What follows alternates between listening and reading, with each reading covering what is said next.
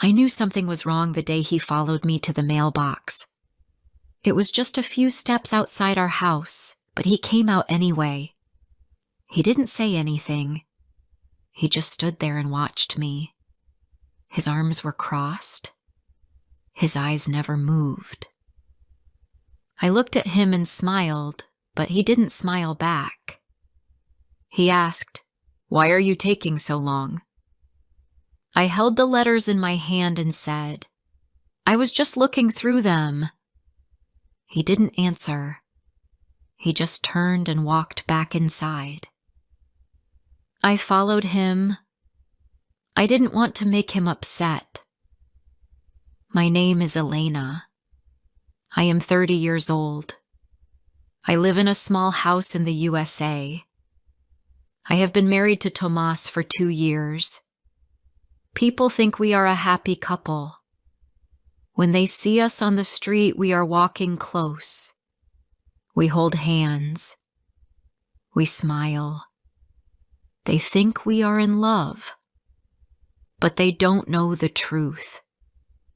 They don't see what happens inside our home. They don't see how he looks at me. They don't hear his voice when he is angry. They don't know he watches everything I do. In the beginning, Tomas was kind. He sent me messages every morning. He brought me flowers. He asked about my day. He made me feel special. He always wanted to be close to me. He said, "I feel safe when you are near." I liked that. I thought he loved me. We got married quickly. I didn't think too much. I just felt lucky. I wanted to believe in a strong love. I wanted to be a good wife. But after we got married, things started to change. At first, the changes were small. He didn't like me wearing makeup. He said, "You look better without it." So I stopped. Then he said my dresses were too short. He said, "Other men can see your legs." I wanted to make him happy, so I stopped wearing them. Then he didn't like me meeting my friends. "They talk too much," he said. "They don't understand marriage." I told him, "They are my friends. They don't mean harm." But he didn't listen. He just got quiet. And when Tomas was quiet, it was worse than when he was angry. I remember one evening when Julia called me. Julia is my best friend. We grew up together. We used to talk every day. That day, I was laughing on the phone. Tomas walked into the room and looked at me. I stopped laughing. He waited until I finished the call. Then he asked, "What was so funny?" I told him it was just a joke. He said, "Do you always laugh like that with her?" I said, "It's nothing. Just silly talk."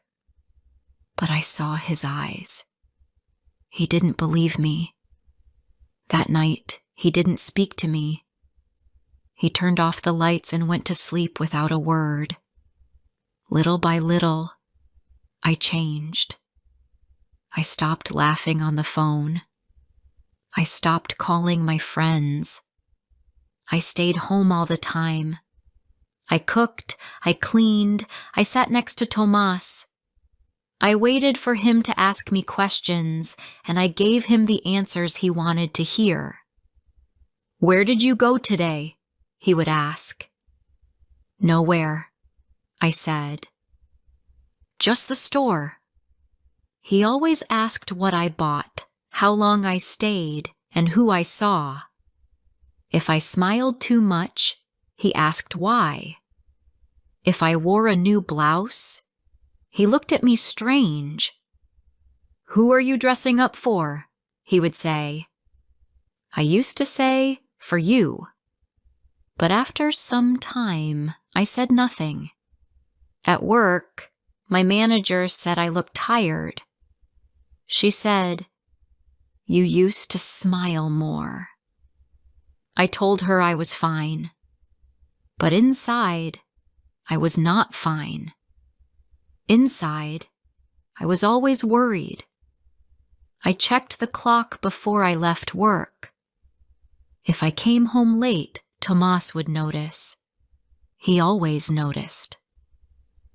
One time, I was 10 minutes late because I missed the bus. When I walked in, he was waiting by the window. "What took so long?" he asked.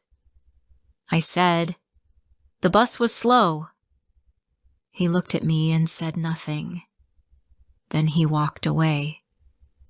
Tomas always says he loves me. Every night he says, "I want to protect you." But I don't feel safe. I feel small. I feel like a child in my own home. I don't speak much anymore. I think a lot, but I don't say the words out loud. I wake up, make coffee, pack his lunch, clean the house, and stay quiet. I watch the window. I look at the sky. Sometimes I think about my old life, before marriage. I had friends. I went for walks. I laughed. I made plans. But now, I do none of those things. Tomas says he loves me, but he never asks how I feel. He never says, "Are you happy?" He just says, "Where are you going?" Or "Who are you talking to?" "Why are you wearing that?" I want to tell him, love is not this. But I don't. I stay quiet. I make dinner. I smile. I sit next to him on the couch. I watch shows I don't like. I laugh when he laughs. I pretend. One night I was washing the dishes. He came up behind me and said, "You didn't answer my call earlier." I told him I didn't hear the phone. He said, "I called twice." I said sorry. He stood there for a moment, then walked away. That night, I could not sleep. I kept thinking about the phone. I kept thinking about the way he looked at me. I kept thinking, why do I feel scared all the time? But I don't want to leave. I don't know why. Maybe I still want to believe this is love. Maybe I think it will change. Maybe I think he will see me again. The real me. Or maybe I'm just afraid of what comes next. Before I share the rest of my story, I need to know, where are you listening from? Knowing someone hears me, understands me, gives me strength.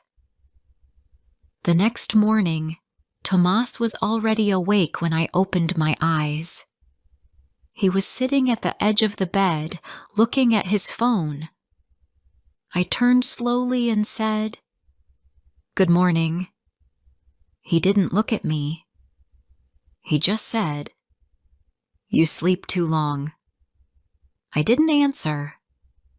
I stood up and walked to the kitchen. I made coffee. I made toast. I placed a plate on the table for him. He sat down and started eating. After a few minutes, he asked, "What are you doing today?" I said, "Just cleaning the house. Maybe going to the store." He asked, "Which store?" I looked at him. "Just the one on Main Street."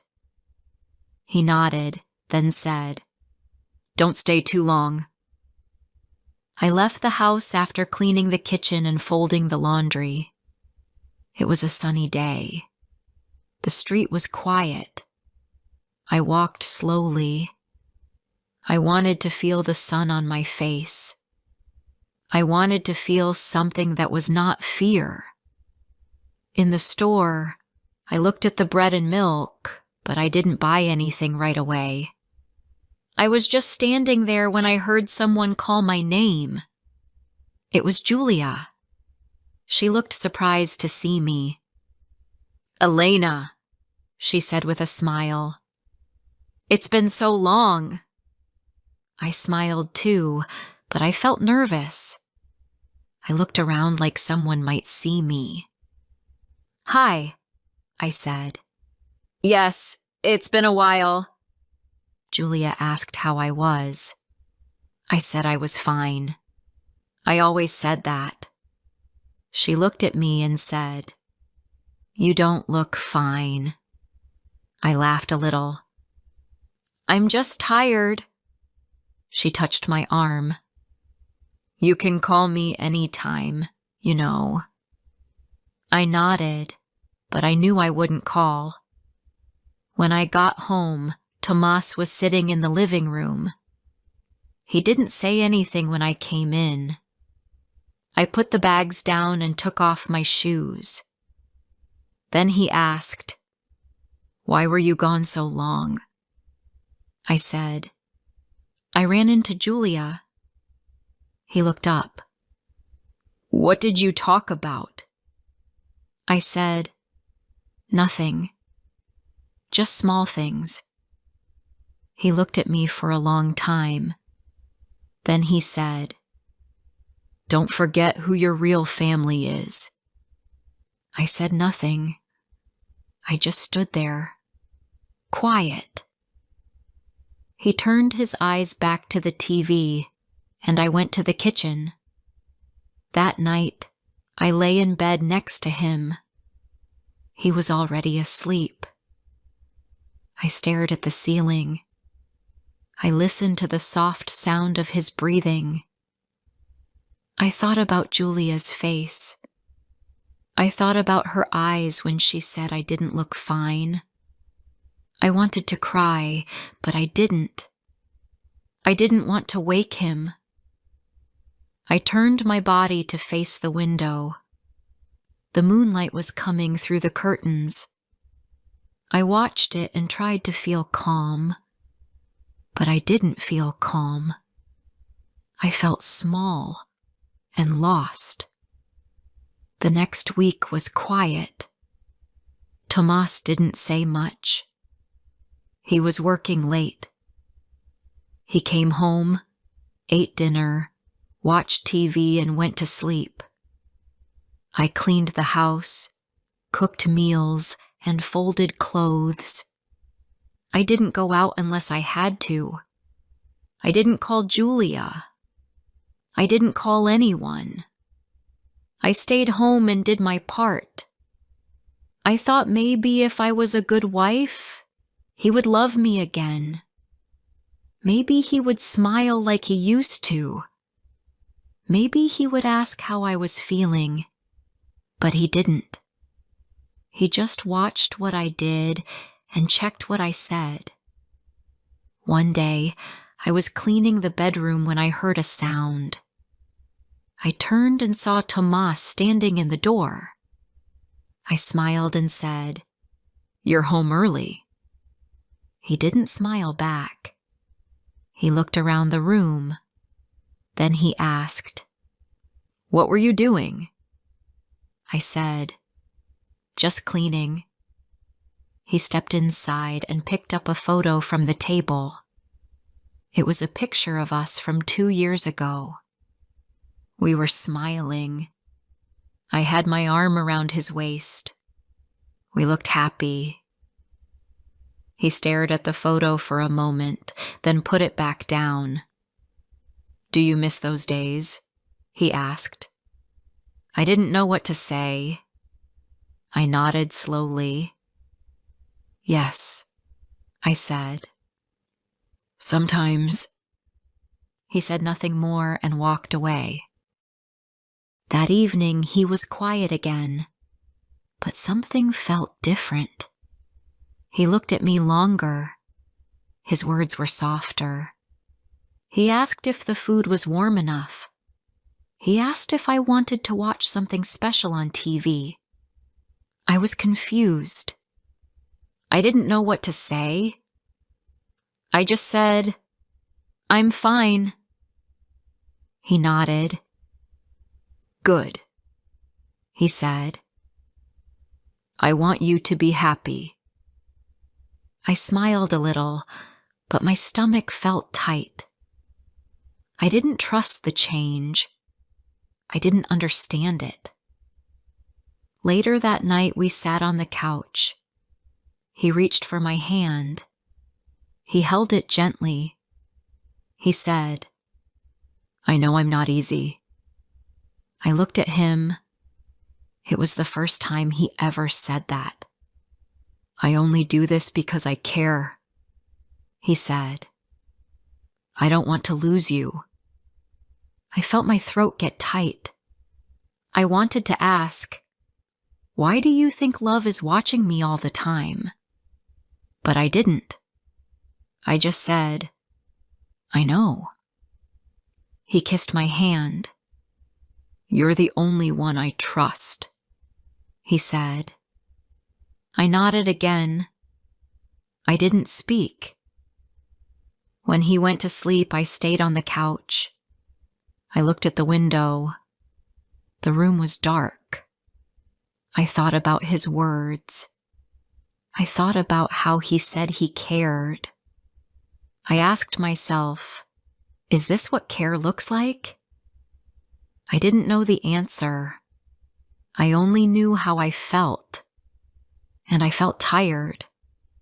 I felt like I was always careful. Careful with my words. Careful with my time. Careful with my face. Even when I was happy, I had to hide it. Even when I was sad, I had to smile. A few days later, Julia sent me a message. It said, "Thinking of you. Hope you're okay." I stared at the message for a long time. I didn't reply. I was afraid Tomas might see it. I erased the message. Then I felt sorry. Julia was kind. She was just trying to help. But in this house, even kindness felt dangerous. That night, Tomas came home late. He was in a good mood. He brought me a small cake. He said, "I passed by your favorite bakery." I smiled. "Thank you," I said. I wanted to believe it meant something. I wanted to believe we were okay. But deep down, I felt a weight. A feeling that something was always wrong. Even in quiet moments, I felt like I was holding my breath. I don't know when I stopped being myself. I don't know the exact day. But I remember what it felt like falling without knowing where the ground is. Like living, but not fully alive. Like walking through a dream you cannot wake from. But I still stayed. I didn't pack my things. I didn't walk away. I stayed in the house. I cooked. I cleaned. I answered his questions. I smiled when I needed to. I did all the things a wife should do. But inside, something was different. Something had started to break. Not loud, not fast, but slowly, quietly, like water dripping on stone. It was a cold morning. The sky was gray and the house was quiet. Tomas had already left for work. I stood in the kitchen holding my coffee. I looked out the window. The street was still. I could hear the soft sound of a dog barking far away. I didn't move. I just stood there for a long time. Something inside me felt heavy. I didn't cry. I didn't speak. I just felt tired in a way I couldn't explain. I cleaned the kitchen slowly. I washed the dishes, even though there weren't many. I wiped the table twice. I folded a towel that didn't need folding. I moved through the house like a ghost. My body was busy, but my mind was far away. I kept thinking about my life. I thought about the woman I used to be. I used to sing when I cleaned. I used to dance in the kitchen when no one was watching. Now, I didn't sing. I didn't dance. I moved quietly, like someone might be listening. At lunch, I didn't feel hungry. I sat at the table with a small sandwich and a glass of water. I looked at the chair across from me. It was empty. I thought about all the times Tomas sat there, all the questions, all the long looks, all the silence. I didn't hate him. I didn't even feel angry. I just felt nothing, like something important had gone missing, but I didn't know when or how. Later that day, I walked to the store. I wore a coat and a scarf, even though it wasn't that cold. I wanted to feel covered. I wanted to feel small. I walked past a flower shop. The smell of roses came through the open door. It reminded me of the early days when Tomas brought me flowers. I stopped walking for a moment. I looked at the red and yellow petals. They looked soft and warm. A small part of me wanted to buy one. Just one flower. Just to remember what it felt like. But I didn't. When I got home, Tomas was already back. He was sitting on the couch watching the news. He looked at me as I came in. He asked, "Where were you?" I said, "Just the store." He asked, "Why so long?" I said, "I walked slowly." He didn't speak again. I took off my coat and went to the kitchen. I washed my hands. I made dinner. I didn't ask if he wanted anything special. I just made soup and bread. He ate it in silence. I didn't ask how his day was. I didn't want to hear about it. I just wanted the evening to pass. That night, I stood in the shower longer than usual. The water was warm and soft. I closed my eyes. I let the water touch my face. I thought about nothing and everything at the same time. I wanted to feel clean, like I could wash away the heavy feeling in my chest. But the water didn't help. I stepped out, dried myself, and looked at my face in the mirror. My eyes looked older. My skin looked pale. I didn't see the woman I used to be. When I went to bed, Tomas was already there. He was reading something on his phone. I lay down beside him. He didn't say goodnight. I didn't say it either. I turned to face the wall. I listened to the quiet sound of the screen as he scrolled. I stared at the wall for a long time. I thought, this is my life now. Not loud, not violent, but still, it hurt. The next day, something strange happened. Tomas brought me a small box. He said, I saw this in a store and thought of you. Inside was a necklace. It was gold-colored with a small heart. I looked at it and smiled. Thank you, I said. He seemed pleased. He said, you should wear it. It suits you. I put it on. He kissed my forehead. I smiled again, but something inside me was quiet. This gift did not change the way I felt. It did not take away the long days or the heavy silence. It was just a small thing in a big story. Later that week, I ran into Julia again. This time, she stopped me before I could walk away. She said, Elena, please, just give me 5 minutes. I nodded. We sat on a bench outside the store.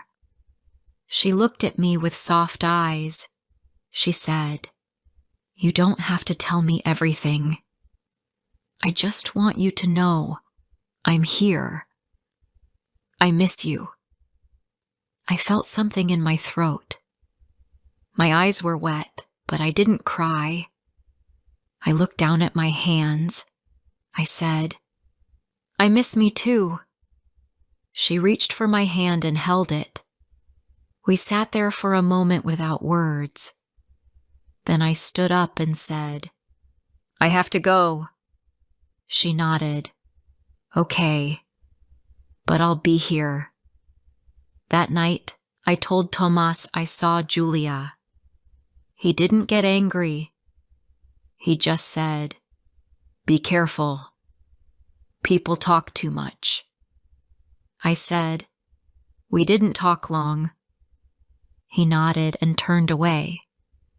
I looked at the back of his head. For the first time, I didn't feel nervous. I didn't feel small. I just felt done. Not with him. Not with the house. But with pretending. The days after that were quiet. I cooked, I cleaned, I smiled when I had to. I wore the necklace he gave me. I answered his questions. I stayed where I was, but something inside me had changed. I no longer waited for his love. I no longer hoped for his care. I no longer believed that love was control. I did not fight. I did not leave. But I knew now. I knew what this was. And I knew what it was not. Tomas said he loved me. But love is not fear. Love is not question. Love is not watching every move. I didn't say these words out loud. I didn't have to. I just knew them inside. That was enough for me now. I never thought I would wear a black dress so soon. Not for a party. Not for work. But for my husband's funeral. I stood there that morning, looking at myself in the mirror. My hair was still the same. My face looked tired. I was only 21, but I felt much older. That day changed my life forever. That was the day I became a widow. I met Daniel when I was 18. We were both studying in the same town. I saw him outside the library one afternoon. He was helping an old woman carry her bags. That small thing caught my eye. He looked kind. Not just his face, but the way he moved, the way he smiled. I saw him again a few days later at the bus stop. I remembered his face. He said hello. That was how it started. We started talking after that day. He would wait for me after my class. I liked how he spoke. He was never loud, never fast, just calm. We would sit near the lake and talk for hours. It was easy to be with him. He did not try to impress me. He did not talk about big dreams. He just asked me how I felt, what I liked, what I wanted to do tomorrow.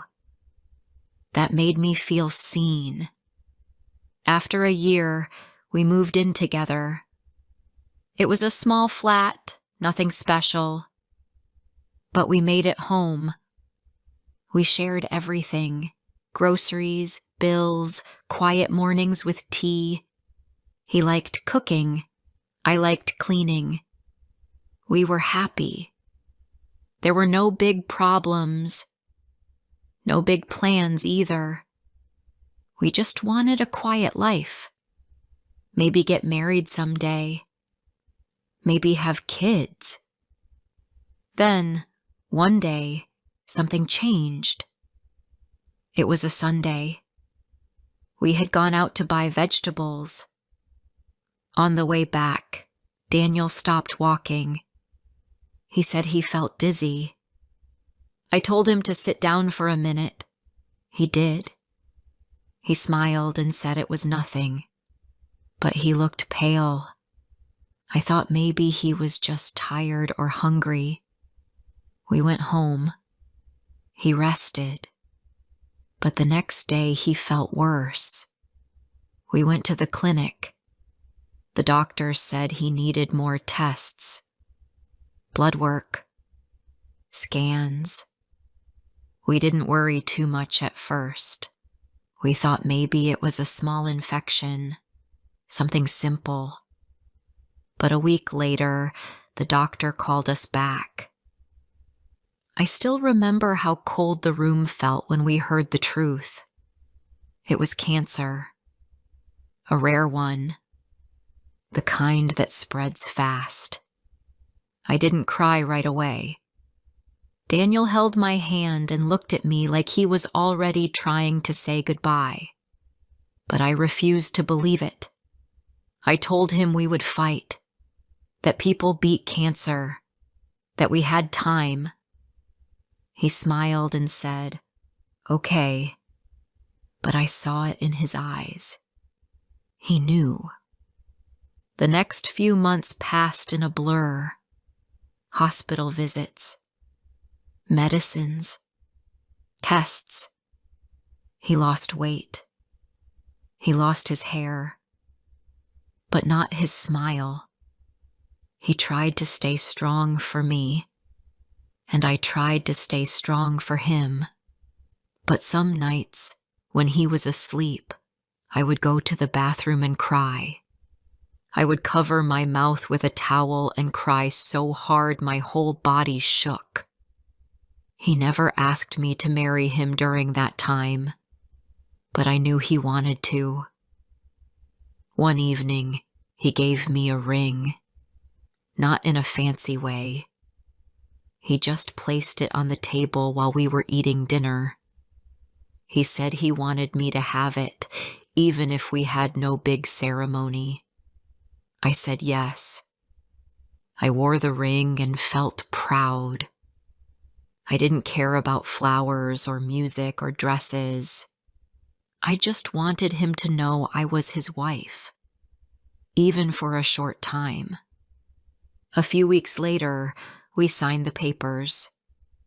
Just the two of us and 2 people from the building as witnesses. He smiled so much that day. His face looked tired, but his eyes were full of light. He said he was happy, even with the pain, even with everything. That was the last good day. After that, his body got weaker. He could not walk on his own. I helped him get to the bathroom. I fed him when he could not hold the spoon. I washed his clothes. I changed his sheets. I did all of it with love, but also fear. Fear of what was coming. He passed away on a Monday morning. I woke up before him, made tea, and came back to our room. He was still. Too still. I called his name. I touched his face. It was cold. I screamed. I screamed so loud the neighbor came in. Then everything became a blur again. Ambulance. Hospital. Signing forms. Answering calls. And then the funeral. That day I wore the black dress. The one I had bought for my graduation party but never wore. I stood near the flowers. I saw people cry. I heard words like, so young and too soon. I didn't cry that day. I couldn't. I felt like I had left my body, like I was watching it all from outside. After the funeral, everyone went home. But I came back to the flat. Our flat. I sat on our bed and looked at the pillow he used. It still had the shape of his head. His scent. I lay down next to it and stayed there all night. The days after were hard. Too quiet. The flat felt too big. Too empty. I could still hear his voice sometimes. In the kitchen. In the hallway. I would turn around expecting to see him. But there was nothing. Just silence. People told me to move on. To start again.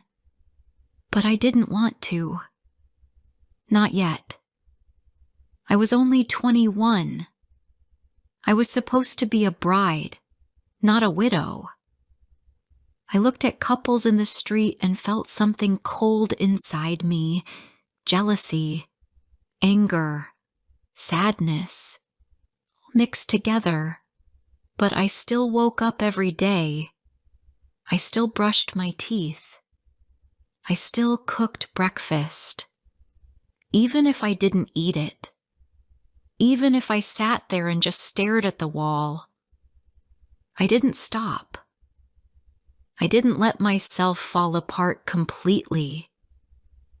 He wouldn't want that. Some days, I opened his drawer and looked at his things. His watch. His favorite t-shirt. A small photo of us from a park trip. I didn't know what to do with them. I still don't. But I kept them close. Like small pieces of him I could still hold. It's been 3 months now, and I still wear the ring. I don't know for how long. I don't care what people say. I was his wife. Even if it was short. Even if the world moved on. But I haven't. Not yet. Before I share the rest of my story, I need to know, where are you listening from? Knowing someone hears me, understands me, gives me strength. The days started to blend into each other. I no longer remembered what day it was unless I looked at my phone. Morning came. Night came. But it all felt the same. I did not go out much. I only left the flat to buy food or take out the trash. I kept the curtains closed most of the time. The light outside felt too strong, too alive. People stopped calling after the first few weeks. They said I could reach out if I needed anything, but I didn't want to talk. What could I say? I didn't want to explain my pain. I didn't want to cry over the phone. And I didn't want to hear words like stay strong or time heals. They didn't understand. The worst part was waking up. I would open my eyes and for a second, just 1 second, forget that he was gone. Then I would reach out to his side of the bed. It was cold. And then I would remember everything. The mornings were always the hardest. One day, I found one of his socks in the laundry basket. Just one. I sat on the floor and held it in my hands. It was soft, a little worn. It smelled like him. I cried into that sock until my hands went numb. I did not understand how a life could disappear so fast. A full person, full of laughter and love, now only a memory. A name on a stone. A photo on my shelf. The flat started to feel like a box, too small and too full of his things. But I could not leave. I was afraid to leave. I felt like he was still there, somehow. In the walls, in the bed, in the chair near the window. I talked to him sometimes. I would sit near the window, look out, and whisper things to him. I told him what I ate, what I saw on the street, how I felt. I knew he couldn't hear me, but I didn't care. Then, one morning, I ran out of tea. That sounds small, but it made me panic. Tea was the only thing I still did each morning, the way we used to. I didn't want to break that habit, so I got dressed and went out. I hadn't worn real shoes in weeks. My feet felt strange. The sun was bright and the wind was cold. I pulled my coat close and walked fast. The shop was busy. I stood in line and kept my head down. I didn't want anyone to talk to me. I didn't want to answer questions or smile back at strangers. When I reached the counter, I paid quickly and walked out. On the way back, I passed the park near our flat. The same park where Daniel and I would sit on Sundays. The same bench where we once shared a sandwich and talked about silly things. I stopped. I looked at the bench. For a second, I thought I saw us sitting there, laughing, young, full of plans. But when I blinked, it was gone. Just an empty bench. I walked home slowly.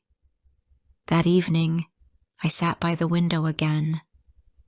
I didn't say anything to him this time. I just looked out. The street was quiet. A man walked by with a dog. A child rode a small bike with training wheels. Life was moving on. But I wasn't. 2 weeks later, my aunt called. She was the only one still trying to reach me. She said I should come stay with her for a few days, just to get out of the flat. I said no, as always. But that night, I kept thinking about it. The silence in the flat was starting to hurt more than help. Maybe I needed to hear another voice, even for a short time. The next morning, I packed a small bag. Just clothes and my toothbrush. I didn't take the ring off. I didn't touch any of Daniel's things. I locked the door and walked to the bus stop. I looked back at the flat once before turning the corner. My heart felt heavy, but I kept walking. My aunt lived outside the town. It took an hour by bus. When I arrived, she hugged me tightly. She didn't ask too many questions.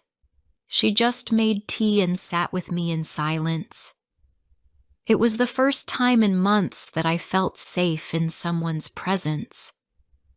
Not because they said the right things, but because they didn't try to fix me. That evening, she showed me her garden.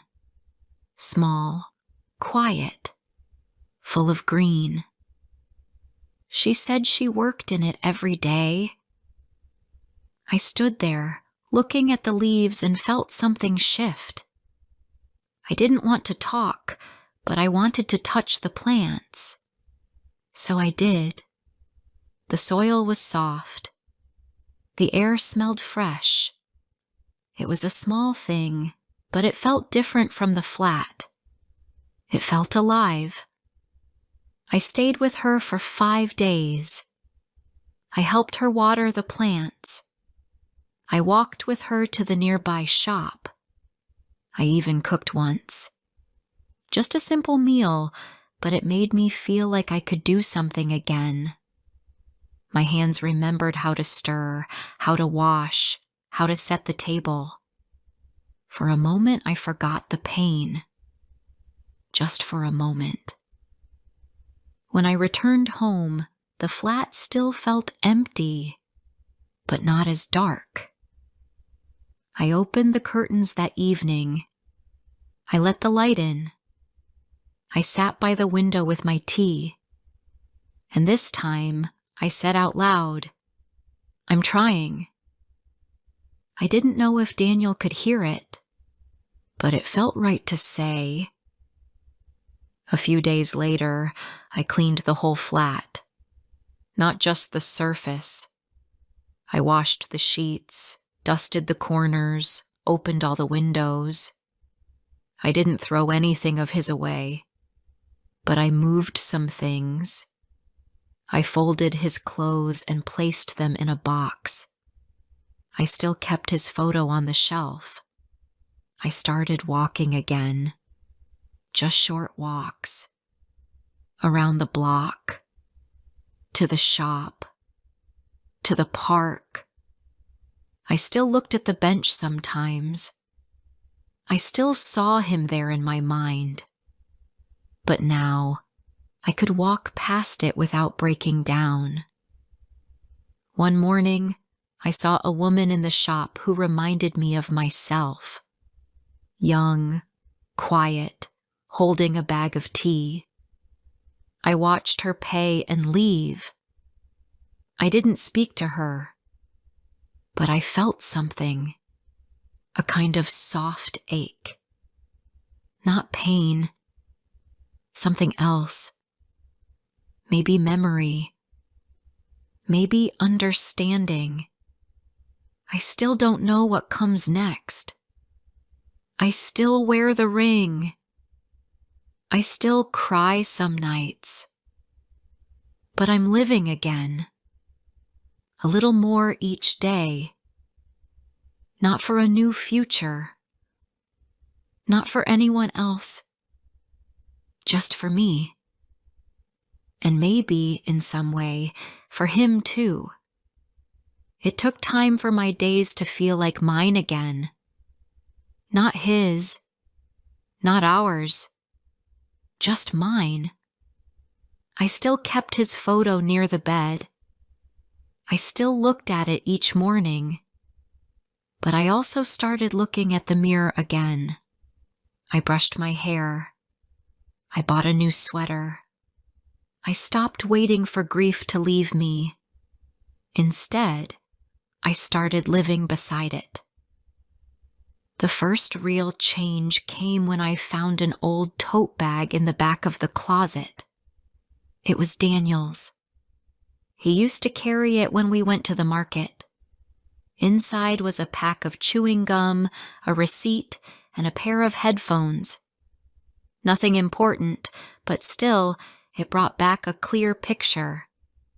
Him, smiling under the sun, the bag on his shoulder, humming some tune with the headphones in. It didn't make me cry this time. It made me smile. That night, I decided to do something different. I didn't know what, but I felt like I needed to take one step out of the circle I had been walking in. I remembered a small place near the corner that offered beginner computer classes. It wasn't far, and I had passed it many times before. I checked their schedule online and saw they had an afternoon class starting the next week. The idea scared me at first. Sitting in a room with people, listening to someone talk again. But I signed up. Not because I wanted to be busy. I didn't want to hide from my grief.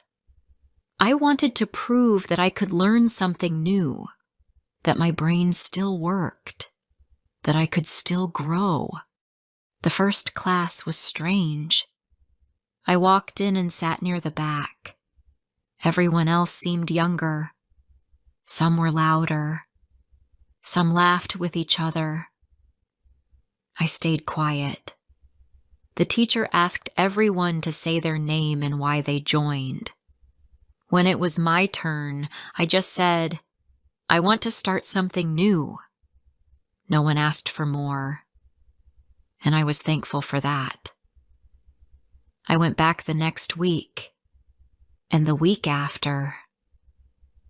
I started understanding things I didn't know before. How to type faster. How to make simple presentations. It was not exciting, but it felt like progress. Each small thing I learned was a step. Each time I showed up was proof that I hadn't given up. One afternoon, I walked home after class and passed by a small cafe. I had never gone in before. Daniel and I used to say we would try it one day, but we never did. That day, I walked in. I ordered tea. I sat by the window.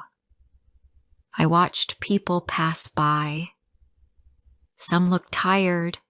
Some smiled. Some were alone, like me. I stayed there for almost an hour, just sitting. It felt peaceful. Over time, I began to talk again. Not long talks, just simple conversations. A thank you at the shop. A good morning to a neighbor. A short chat with the woman who sat next to me in class. I didn't tell them about Daniel. Not yet. I didn't want to lead with loss. I just wanted to be seen as someone present. Someone still living. One evening, it rained hard. I stayed inside, made tea, and sat near the window. I watched the water fall on the street. I remembered one rainy night with Daniel when we had no umbrella and had to run all the way home, laughing like kids. I didn't cry that night. I let the memory stay, like a photo in my mind. I was learning how to hold the past without letting it drown the present. A few weeks later, I got a message from my cousin. She was getting married and asked if I could come to the wedding. I hadn't been to one since mine, our quiet little paper signing day at the office. The idea scared me. I didn't know how I would feel seeing someone else walk into the life I lost. But I said yes. The wedding was in a different town. I took a train, wore a dress I hadn't touched in months, and packed my bag with care. When I arrived, my cousin hugged me tight. She didn't ask too many questions. She just said she was happy I came. I smiled and said I was happy too. I wasn't lying. During the ceremony, I felt many things. Some soft, some sharp. I watched her say her vows and saw how her hands shook. I saw the love in her eyes and remembered how Daniel looked at me when he placed that ring on the table. For a moment, I felt like running, but I stayed. I sat through it. I clapped. I even danced a little. That night back in my room, I looked at myself in the mirror again.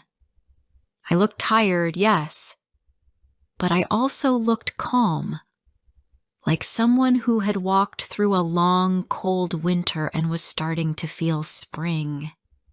It was not joy, not yet, but it was something close.